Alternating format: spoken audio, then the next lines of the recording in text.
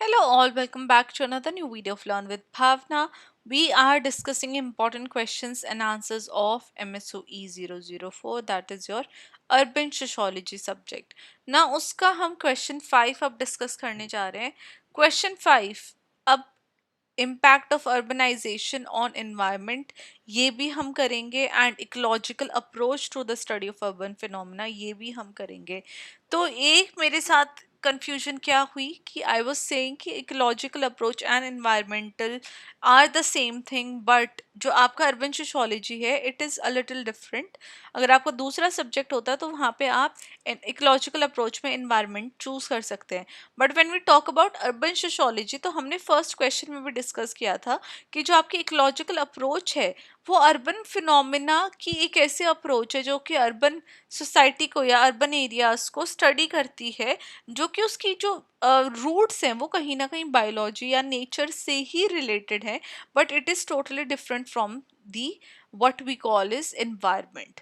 तो let's talk about that कि ecological approach कैसे अर्बन फिनोमेना को स्टडी करता है, अर्बन सोसाइटी को, अर्बनाइजेशन को कैसे स्टडी करता है. तो जो इकोलॉजिकल अप्रोच है वो अर्बन फिनोमेना को जब स्टडी करने लगा था तो ये मर्ज हुआ था शिकागो स्कूल ऑफ सोशियोलॉजी में अर्ली 20th सेंचुरी के अंदर. तो जो इसकी जो बेसिक जो रूट थी वो बायोलॉजिकल इकोलॉजी से निकल के आई थी. पर्टिकुलरली ये आइडिया कि जो सिटीज़ हैं वो इकोसिस्टम की तरह फंक्शन करते हैं, नेचर की तरह फंक्शन करते हैं, जहाँ पे जो इंडिविजुअल्स हैं, जो इंसान हैं सिटीज़ में या फिर जो ऐसे ग्रुप्स हैं लोगों के सिटीज़ के अंदर वो कैसे एक दूसरे के साथ compete कर रहे हैं, अडेप्ट कर रहे हैं, सर्वाइव कर रहे हैं सोशल और स्पाशियल इन्वायरमेंट्स के अंदर. सेम तरीके से जैसे नेचर में इकोलॉजी में एनिमल्स फाइट करते हैं अपने स्पेस के लिए, अपने राइट के लिए, राइट.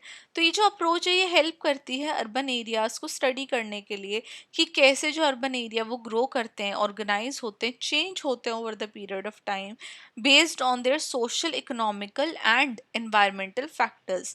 ना जो की कॉन्सेप्ट जो स्टडी किए जाते हैं इकोलॉजिकल अप्रोच में उसमें से जो फर्स्ट आएगा वो आएगा city as an ecosystem.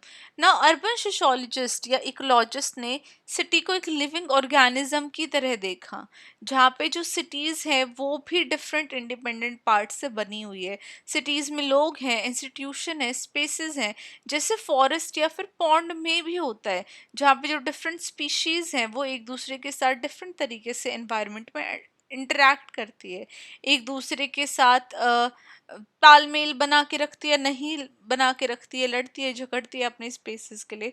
Same तरीके से सिटीज़ में भी हमें देखने को मिलता है. तो ये आइडिया रॉबर्ट पार्क ने इंट्रोड्यूस किया था जो कि एक की फिगर हैं शिकागो स्कूल में. वो बिलीव करते हैं कि जो सिटीज़ हैं वो साइंटिफिकली स्टडी की जा सकती हैं ये ऑब्जर्व करते हुए कि कैसे लोग अपने आसपास की चीज़ों से इंटरेक्ट कर रहे हैं, कैसे लोग उन चीज़ों को अपनी लाइफ में मीनिंग एड ऑन कर रहे हैं या नहीं कर रहे हैं, right. Second is competition and natural areas या फिर रिसोर्सेज. अब इकोलॉजी में क्या है, ऑर्गेनिजम्स compete करते हैं क्योंकि उनके पास लिमिटेड रिसोर्सेज है, लिमिटेड फूड है, स्पेस है. सिमिलरली अर्बन सेटिंग्स के अंदर जो डिफरेंट सोशल ग्रुप्स हैं दैट इज रिच और पुअर, माइग्रेंट या फिर नेटिव, वो भी फाइट करते हैं क्योंकि लैंड बहुत ज़्यादा लिमिटेड है, हाउसिंग लिमिटेड है, इकोनॉमिक अपॉर्चुनिटीज़ लिमिटेड है. तो over the period of time क्या देखा गया है कि जो कंपटीशन है इसकी वजह से नेचुरल एरियाज फॉर्म होने लग जाते हैं सिटीज़ में, डिफरेंट जोन्स फॉर्म होने लग जाते हैं जहाँ पे एक पर्टिकुलर जोन में सर्टेन ग्रुप ऑफ लोग ज़्यादा रहते हैं, दूसरी जोन में सर्टेन ग्रुप ऑफ लोग ज़्यादा देखने को मिलते हैं. तो कंपटीशन दोनों एरियाज में that is in ecology and in urban setting ये हमें जो कंपटीशन है वो दोनों जगह देखने को मिलता है. फॉर एग्जांपल जो इमिग्रेंट कम्युनिटीज़ हैं वो एथनिक नेबरहुड्स बना लेती हैं जैसे चाइना टाउन या फिर लिटिल इंडिया जो कि सिंगापुर में देखा जाता है. और ये रिजल्ट है किसका, इकोलॉजिकल सॉर्टिंग प्रोसेस का. I will just write down here ताकि आप कंफ्यूज ना हो. ओके तो ये देखा जाता है, ये सिंगापुर में देखा जाता है क्योंकि वो एक इकोलॉजिकल सॉर्टिंग प्रोसेस है. अब लोगों ने अपना अपना जो एरिया वो डिवाइड कर लिया, बांट लिया है. Third is invasion and succession. अब एक बहुत इंपॉर्टेंट आइडिया अर्बन इकोलॉजी में है, वो है इन्वेजन का और सक्सेशन का। अब एक्सप्लेन करता है कि कैसे एक जो सोशल ग्रुप है वो लैंड यूज करते हैं, रिप्लेस कर देते हैं दूसरे ग्रुप को over the period of time, जैसे कि नेचुरल इन्वायरमेंट में भी देखा जाता है। फॉर एग्जाम्पल एक जो रेजिडेंशियल एरिया है कमर्शियल जोन में बन जाता है धीरे धीरे, या फिर एक मिडिल क्लास नेबरहुड डिक्लाइन उसमें देखने को मिल सकता है, क्योंकि जो पुअर पॉपुलेशन है वो वहाँ पे मूव इन करने लग जाए। अब काफ़ी सारी जो इंडियन सिटीज़ है या फिर ओल्डर पोस्ट एरियाज हैं, वहाँ पे भी काफ़ी सारे बिजनेसेस हमें देखने को मिलते हैं, जिसकी वजह से जो अगर वहाँ पे लोग अगर रह रहे होते हैं उनको वहाँ से मूव करना पड़ जाता है। जैसे ओल्ड दिल्ली में भी हमें देखने को मिला है, वहाँ पे लोग पहले रहते थे but now those places have turn into wholesale markets. तो ये जो लोगों का इन्वेड करना है, मतलब कि जो लोग घुसते हैं एंड उनके घुसने की वजह से जो ऑलरेडी वहाँ पे लोग बसे हुए थे वो मूव कर जाते हैं। तो ये जो कंटिन्यूस प्रोसेस है इन्वेजन का और सक्सेशन का, ये हमें सिटीज में देखने को मिलता है। Fourth is concentric zone model. अब ये अर्बन इकोलॉजिस्ट अर्नेस्ट बर्जेस ने ये मॉडल दिया था, जो कि कंसेंट्रिक जोन मॉडल के नाम से ही बुलाया जाता है। And it is a very famous model जहाँ पे सिटीज़ को सर्कुलर जोन्स में उन्होंने दर्शाया था, जहाँ पे उन्होंने जो बीच की जो जोन है उसको सीबीडी बोला था, जहाँ पे जितने भी बिजनेसेस हैं, जितने भी फैक्ट्रीज हैं, वो सब लगी होती है सेंटर में। उसके बाद जो सेकंड जोन आती है वहाँ ट्रांजिशन जोन होती है, जहाँ पे स्लम्स या फिर मिक्स्ड जोन, मिक्स्ड यूज के लिए वो जोन इस्तेमाल की जाती है। जो थर्ड आती है वहाँ पे वर्किंग क्लास रहती है या फिर वो रेजिडेंशियल एरियाज होते हैं। एंड देन फाइनली जो फोर्थ जोन होती है सब अर्बन जोन, वहाँ पे क्या है, बड़े बड़े घर देखने को मिलते हैं, रिच लोग वहाँ पे रहते हैं, एलीट लोग। तो ये कंसेंट्रिक जोन मॉडल भी अर्नेस्ट बर्जेस ने दिया था, जो कि सिटीज को सर्कुलर जोन में देखते हैं। ये मॉडल एम करता है ये दिखाने के लिए कि कैसे जो अर्बन लैंड है उसको यूज किया जा रहा है डिफरेंट सोशल ग्रुप्स के द्वारा।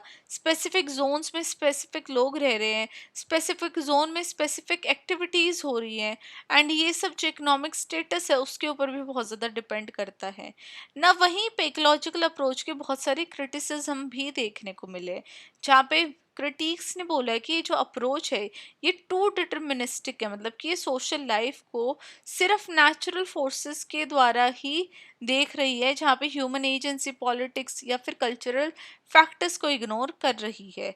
सेकंड क्रिटिसिज्म इज वेस्टर्न बायस। अब जो इकोलॉजिकल मॉडल है वो बेस्ड है अमेरिकन सिटी शिकागो जैसी सिटी के ऊपर, और वो हर एक सिटी के ऊपर अप्लाई हो ऐसा ज़रूरी नहीं है। तो ये जो मॉडल है ग्लोबल साउथ में अप्लाई नहीं होता हर एक सिटी के ऊपर, इंडिया में नहीं अप्लाई होता है, जहाँ पे कास्ट, रिलीजन, स्टेट इतना ज़्यादा इंपॉर्टेंट रोल प्ले करती है। तो ये जो वेस्टर्न बायस इकोलॉजिकल अप्रोच की, ये एक जो क्रिटिसिज्म है ये काफ़ी बड़ा क्रिटिसिज्म है। Third is over emphasis on competition. अब क्रिटिक्स बोलते हैं कि जो कॉपरेशन प्लानिंग और स्टेट पॉलिसीज हैं जो सिटीज़ को बनाती हैं उसके बारे में तो ये जो अप्रोच है बात ही नहीं करती है, सिर्फ कंपटीशन के बारे में बात कर रही है कि there is just competition for the space. तो ये काफ़ी सारे क्रिटिक्स भी हैं जिन्होंने इकोलॉजिकल अप्रोच को क्रिटिक किया है ना। अब क्रिटिसिज्म के बावजूद भी जो इकोलॉजिकल अप्रोच है वो काफ़ी ज़्यादा यूज़फुल है अर्बन स्पाशियल पैटर्न्स को अंडरस्टैंड करने में, कैसे लोग बटे हुए हैं उनको समझने में, अर्बन डिके को, जेंट्रिफिकेशन को। ये हेल्प करती है प्लानर्स को, सोशोलॉजिस्ट को ये स्टडी करने में कि कैसे सिटीज़ में जो पॉपुलेशन है वो अर्बन प्रेशर को अपनाती है, कैसे cities over the period of time change हुई हैं, स्पाशली भी, सोशली भी। फॉर एग्जाम्पल जो अर्बन स्प्रॉल था इंडियन मेट्रोज में, स्लम्स फॉर्मेशंस जो हो रही हैं इंडस्ट्रियल जोन के आसपास, उनको पार्शली एक्सप्लेन किया जा सकता है थ्रू इकोलॉजिकल लेंस या फिर थ्रू इकोलॉजिकल अप्रोच। तो ये भी जो एक आज के टाइम पे रिलेवेंस है वो आज भी काफ़ी है इकोलॉजिकल अप्रोच की। At the end to conclude this answer हम कह सकेंगे कि जो इकोलॉजिकल अप्रोच है वो यूनिक और फाउंडेशनल वे हमें प्रोवाइड करती है अर्बन ग्रोथ को समझने के लिए, कैसे सोसाइटी में डिविजन्स हैं, क्या सोशल डायनामिक्स रहते हैं उसको अंडरस्टैंड करने के लिए। देखो ये हर एक कॉम्प्लेक्सिटी को तो नहीं अप्रोच कैप्चर करती है, लेकिन जो ग्राउंड वर्क है जो लेटर अर्बन थ्योरीज में हमें देखने को मिलता है। एंड आज भी काफ़ी ज़्यादा इन्फ्लुएंशियल है ये अप्रोच अपने आप में, बोथ सोशियोलॉजी के अंदर एंड अर्बन प्लानिंग के अंदर। तो हम इस अप्रोच को बिल्कुल इग्नोर भी नहीं कर सकते हैं। तो ये हमारा आंसर था, जहाँ पे हमने इकोलॉजिकल अप्रोच को अंडरस्टैंड किया एंड कैसे जो इकोलॉजिकल अप्रोच है वो अर्बन फिनोमेना को, अर्बन एरियाज को स्टडी करती है, वो हमने अपने इस आंसर के थ्रू जाना। So this is our question 5, जहाँ पे हमने इकोलॉजिकल अप्रोच को स्टडी किया है। I will now see you in the question 5 only, जो कि आपका ये वाला है कि कैसे अर्बनाइजेशन से एनवायरमेंट अफेक्ट हो रहा है। In the next video, till then keep on studying and all the very best for exam. Bye.